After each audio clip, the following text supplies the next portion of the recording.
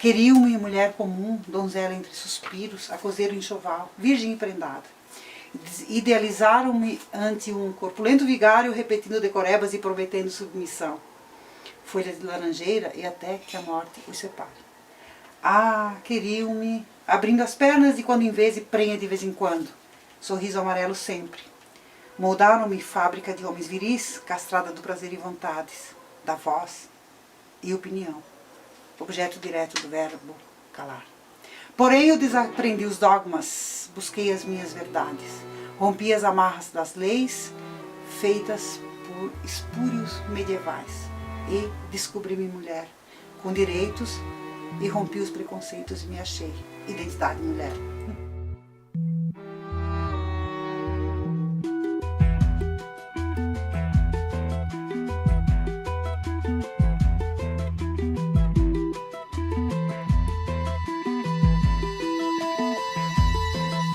Meu choro não é nada além de carnaval. É lágrima de samba na ponta dos pés. A multidão avança como um vendaval. Me joga na avenida que eu não sei qual é. Pirata e super-homem tentam o calor. Um peixe amarelo beija minha mão. As asas de um anjo soltas pelo chão. Na chuva de confetes deixo a minha dor. Na avenida deixei lá. Marlene, o que levou você a abrir mão da orientação de mestrado dessa aluna que te processa? Essa aluna, Ana Caroline, ela entrou no mestrado em julho de 2013. O projeto dela se chamava, né, Virgindade e Família, a mudança de costumes e o papel da mulher percebido através da análise de discursos em inquéritos policiais da comarca de Chapecó, do ano de 1970 a 1988. E a partir desse título é possível tu pensar relações de gênero, relações de poder, as violências possíveis, os discursos jurídicos, os discursos da imprensa, os discursos religiosos, né? Os diferentes discursos que aparecem dentro de processos, inquéritos, né? De processos judiciais. Em considerando que era um tema que me interessava, em considerando que ela né, estava entrando numa linha de pesquisa no qual eu fazia parte. Em considerando tudo isso, o programa, a comissão perguntou se eu queria orientá-la. Eu disse que poderia orientá-la. No mês de agosto, os colegas dela, não lembro quem agora, porque é muito tempo, né, são várias pessoas, mas me lembro que uma ou outra pessoa me dizia: professora, essa tua orientanda, ela tá falando coisas ali nas redes sociais, ou apareceu uma fotografia dela dando aula lá na escolinha, lá em Chapecó, onde ela compara nazismo a feminismo. Eu fiquei assim um pouco apreensiva, porque, poxa, nazismo, né, e feminismo são coisas complicadas tu pensar junto, né? Mas vou conversar com ela. Na semana seguinte eu conversei. Ela disse: não, prof, não, nada disso, intriga, eu até já deletei, já nem estou dando mais aula sobre isso, né? Nem estou dando mais aula lá, não é isso, não é nada disso, fica tranquila, não se preocupe, prof. E aí eu disse: tá bom, não se fala mais nisso e continuamos né, tranquilamente as aulas. Já no primeiro, segundo dia de aula, e no terceiro, por aí, eu tive que chamar a atenção dela. Eu chamei umas 3 vezes, se não me engano, durante todo o curso. As 2 primeiras eu me lembro bem. Porque quando ela entrava na sala de aula, ela se colocava sempre numa mesa, todas mesinhas, né? A gente sempre fazia semicírculo, né? Ou quadrado, assim. E ela sentava sempre numa mesinha e ela trazia um computador de mesa, um gravador e um celular. E ela ligava as 3 coisas. E aquilo me incomodava, né? Eu pedia: Ana Carolina, por favor, agora é a aula. Eu falei isso 2 vezes para ela, Ana. Mas as coisas ficavam na mesa, né? Eu não vou ficar controlando se está ligado, se não está. Eu tenho que confiar no meu aluno nesse ponto.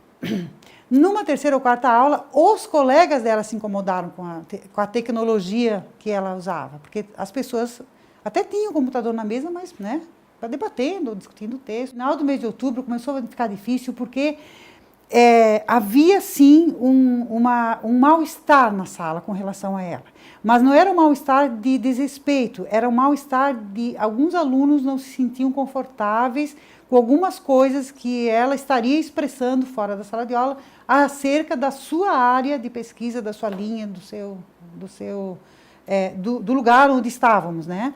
No mês de outubro, essas coisas começam a ficar muito tensas, né, na sala de aula.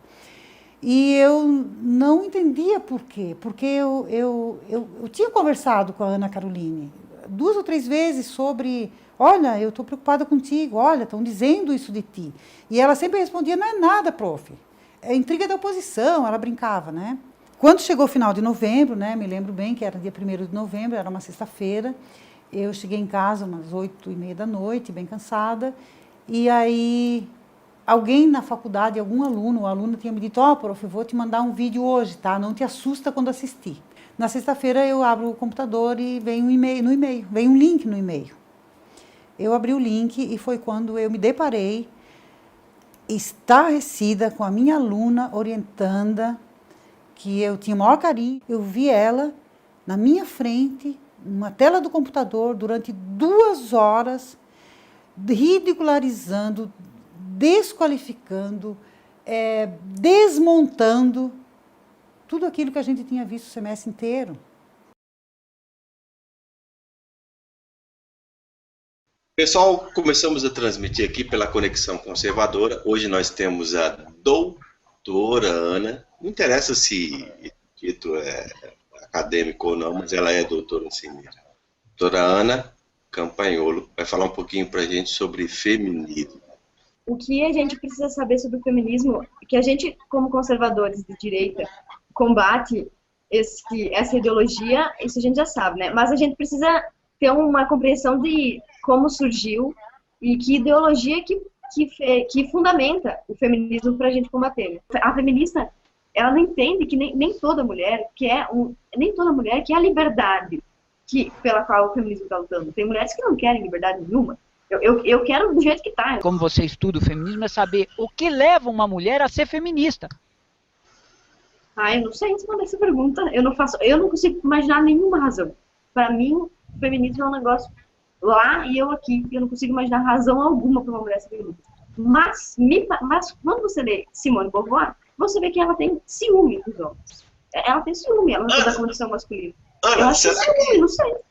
Será que seria mais fácil, então, o feminismo ter sido criado por homens e jogado na mão? Lógico. Faz algum sentido.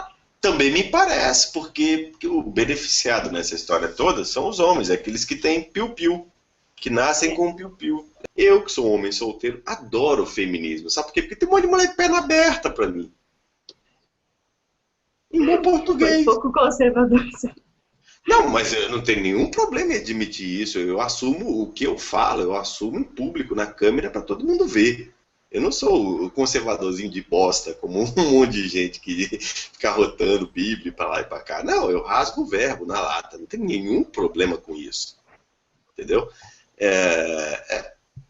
É simples, né?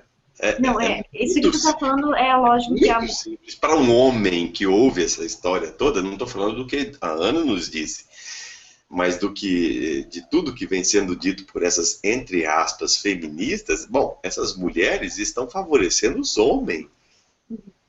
As mulheres foram infinitamente desvalorizadas depois de que essas ideologias se propagaram, né? Porque a pílula anticoncepcional, por exemplo, agora o sujeito não tem responsabilidade nenhuma quando ele tem relação sexual com aquela mulher. Eu não sabia se era uma entrevista com ela, se eles estavam querendo saber alguma coisa, se era sério, ou se era um teatro do ridículo, sabe? Para mim, soou assim todo aquilo.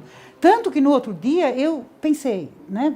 Depois de dormir, eu pensei, eu estou preocupada com ela, porque eu fiquei preocupada. Eu pensei, é um teatro do ridículo, não é possível que ela se exponha assim, na frente de dois, podia ser mulheres, né, mas eram 2 homens, que a tratam como uma rainha, uma deusa, uma doutora, etc., mas, ao mesmo tempo, fazem perguntas que constrangem qualquer pessoa, e especialmente qualquer mulher, uma mulher jovem, né? Por outro lado, ela também respondia coisas que me deixaram muito preocupada. Não preocupada porque ela pudesse pensar isso, aquilo, mas assim, será que eu estou ensinando errado? Será que eu estou dando o texto tão torto? Será que não está produzindo efeito nenhum essa disciplina para as pessoas pelo menos pensarem o que elas dizem, né? E ela respondia assim, ela desqualifica a Simone de Beauvoir, ela tem teor homofóbico, tem teor racista, tem teor sexista, né? Do começo ao fim. ela desqualifica o feminismo, ela desqualifica a área de gênero, ela desqualifica a área de concentração, ela não diz o meu nome em nenhum momento, mas ela fala da disciplina. Ele pergunta, um entrevistador pergunta, então você está estudando, fazendo mestrado? Ela diz, eu faço mestrado na UDESC, né? Assim, não precisa dizer o meu nome, né? Ela está ligada a mim, pelo Lattes, por tudo, né? Ela é me orientando, imagina. E ela ridiculariza também o mestrado? Sim, ela ri, ela fala de uma forma sarcástica também, porque ela entra no jogo dele, é um jogo de cena.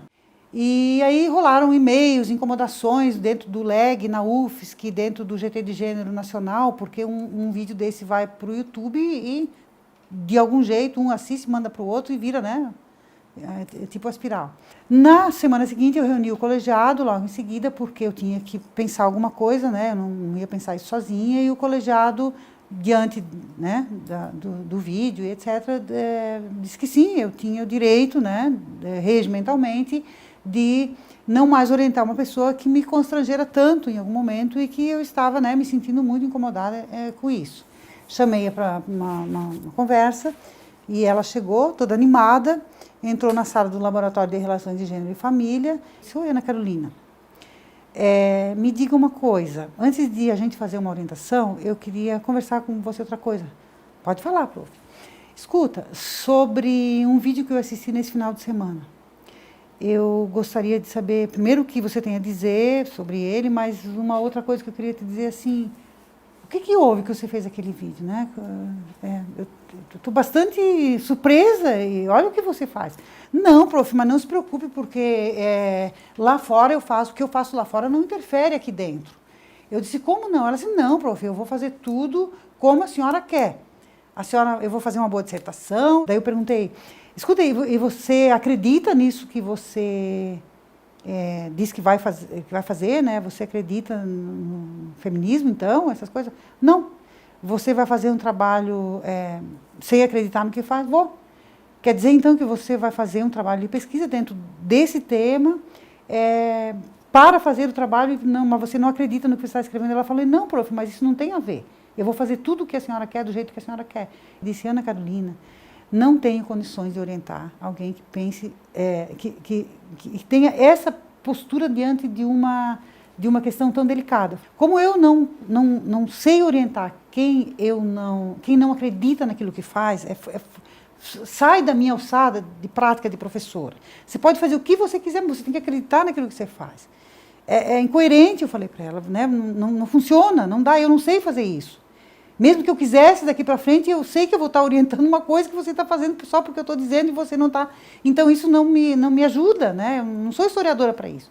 Feito isso, eu encaminhei um documento para o colegiado, dizendo no documento que eu estava abrindo mão da orientação da mestranda, Ana Caroline, por motivos de incompatibilidade teórico-metodológica, e justifiquei que tinha a ver também depois de uma postura, né, diante do vídeo assistido e tal. Um texto curto que está no processo. É bem complicado pensar que alguém pode fazer um trabalho absolutamente objetivo, né, sem ter nenhuma racionalidade sobre ele, tipo assim, eu vou fazer isso, mas eu não vou pensar sobre isso. Porque a objetividade e a subjetividade são duas coisas que elas estão presentes o tempo todo. Isso não é uma questão de ideologia, não é uma questão do que dizem por aí. Isso é uma questão de coerência, de ética, né?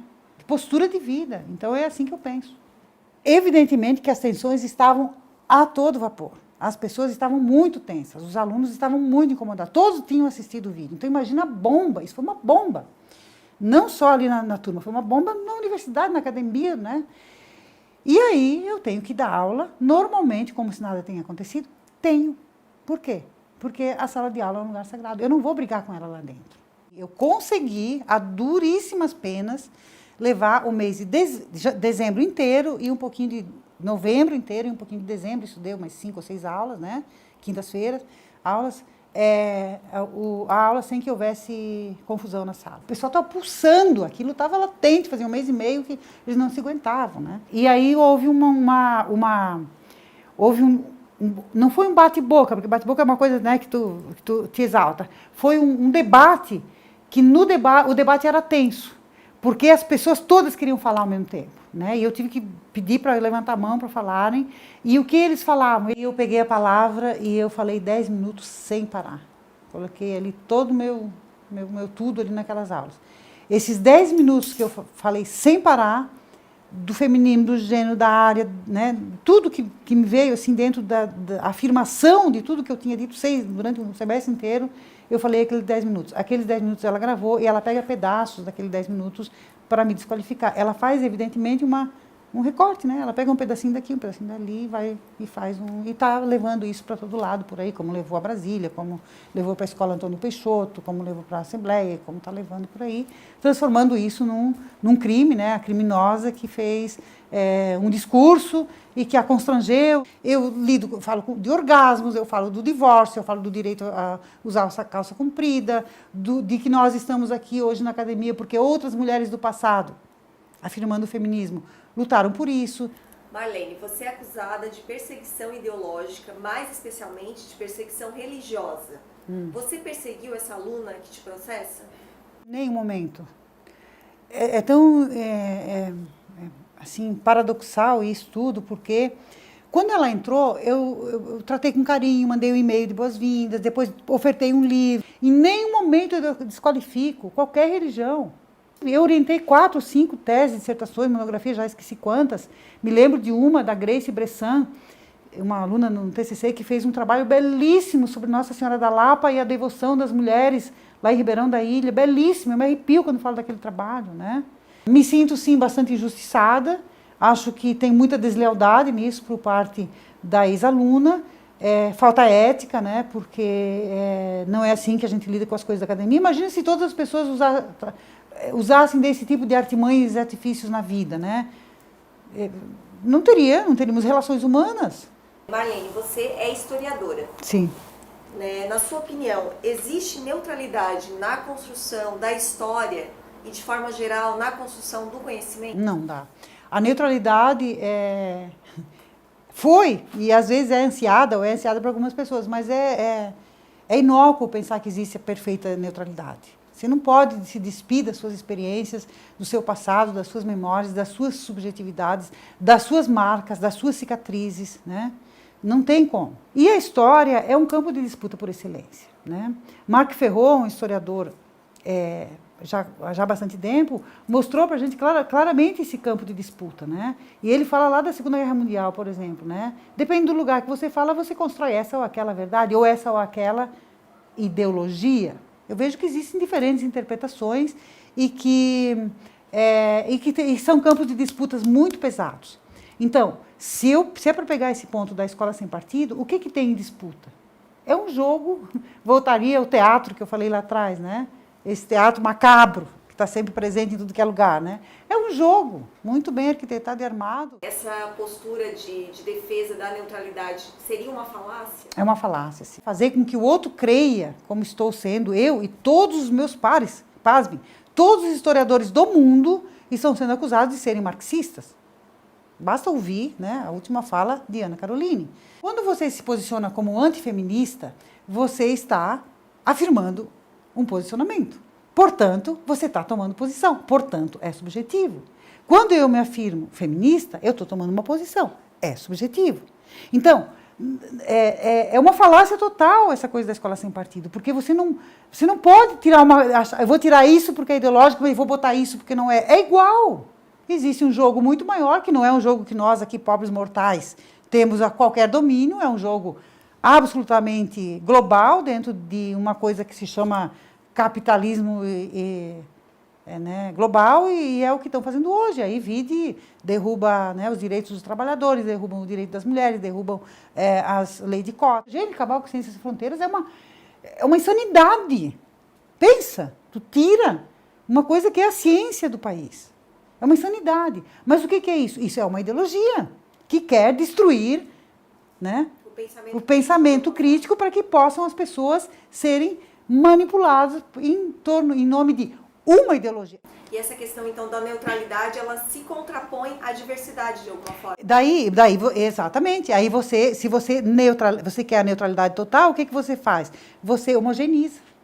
Aí você se contrapõe à diversidade, se contrapõe ao diferente, nega a diferença, nega o outro, nega a sua escolha sexual, nega a sua cor, nega a sua raça, nega a sua religião. Eu pego o discurso religioso, o discurso médico-científico, o discurso jurídico, né?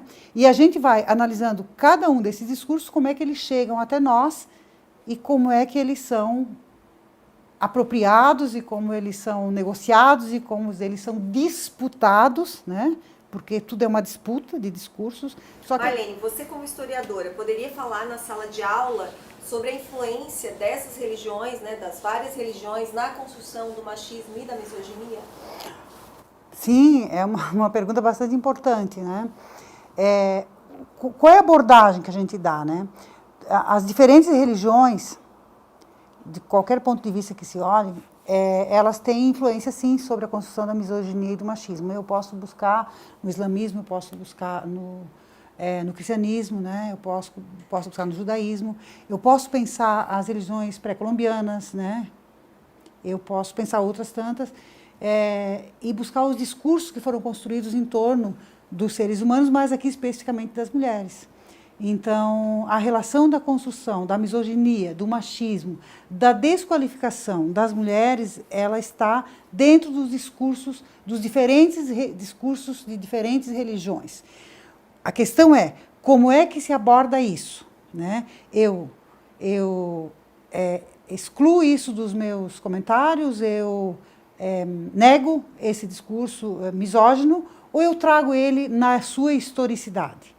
Então, o importante é que os alunos, as pessoas, tenham o conhecimento dos diferentes discursos em diferentes momentos e como que esses discursos acabam reverberando através dos tempos, dos séculos, até os dias de hoje, desqualificando um ou outro gênero, no caso, o gênero feminino. E aí, evidentemente, que quando eu cito a Gênesis, capítulo 3, versículo 16, quando Deus dá o veredito à mulher e diz... Tá lá, Gênesis capítulo 3, versículo 16. Deus diz assim: e disse então Deus à mulher: terás a teus filhos com dor, te submeterás ao teu marido e ele te dominará. Fecha aspas. Tá lá. Isso é a criação, Gênesis, né, da Bíblia Sagrada. Bom, quando eu discuto esse versículo, capítulo, eu estou dizendo que, olha, já tem um legado de submissão de lá. Aí eu pego o discurso e trago até aqui, e eu estou falando de discurso. Eu não estou falando de fé. E é possível falar de violência contra a mulher sem uma perspectiva feminista? Na minha concepção, não. Se não tiver uma perspectiva e uma prática feminista, não é possível. Ela poderia ter me dito, olha, eu quero fazer numa perspectiva conservadora e mostrar outra coisa. Poderia fazer, mas assim, não recorrendo a esses discursos, a essas teorias, essa epistemologia feminista e etc., ela poderia, ou qualquer pessoa poderia escrever um trabalho dizendo, olha, tem 72 casos que são contra mulheres, de homicídio e lesão corporal. Entretanto, essas mulheres sofreram a morte, ou foram machucadas, ou foram estupradas, enfim, né, sofreram qualquer tipo de violência, mas essa violência ela não está calcada na sociedade. Essa violência existe porque as mulheres, enfim, são frágeis ou devem apanhar porque não se submeteram ao seu marido, ou porque não os obedeceram, ou porque os traíram, ou porque não foram boas mães, ou porque não foram boas esposas, mereceram apanhar e até morrer. É possível. É o discurso que está hoje recorrente. É o discurso que, sinto muito, mas é o discurso que a pessoa que está me processando divulga, né? Está nas redes, está em todo lugar. E você tem o direito de decidir por não orientar. E eu tenho o direito de decidir por não orientar. E o meu direito não está só no meu direito como pessoa, porque me atinge moralmente, me atinge na minha concepção teórico-metodológica, me atinge como mulher, me atinge como professora, me atinge como militante. E sim, porque atinge a todas as mulheres, porque atinge a uma linha de pesquisa, né? Porque atinge a todo um conhecimento que a gente vem construindo há muito tempo, e porque atinge diretamente uma coisa que eu luto contra, que é a violência contra as pessoas, especificamente contra as mulheres. Eu não tenho mais condições de orientar, né?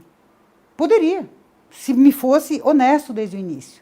Eu quero isso, então não argumente. Então vamos juntas e eu vou né, te ler, vou discutir contigo, vamos argumentar o contrário. Se você me convencer, eu sou capaz até de te seguir daqui a pouco.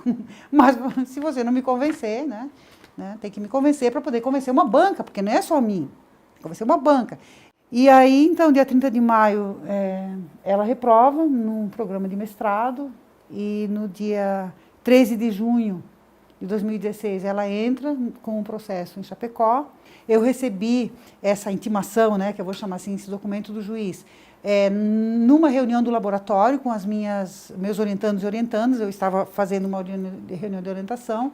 No dia 15 de fevereiro, aconteceu em Brasília uma audiência da Escola Sem Partido, onde ela, a Ana Caroline Campagnolo,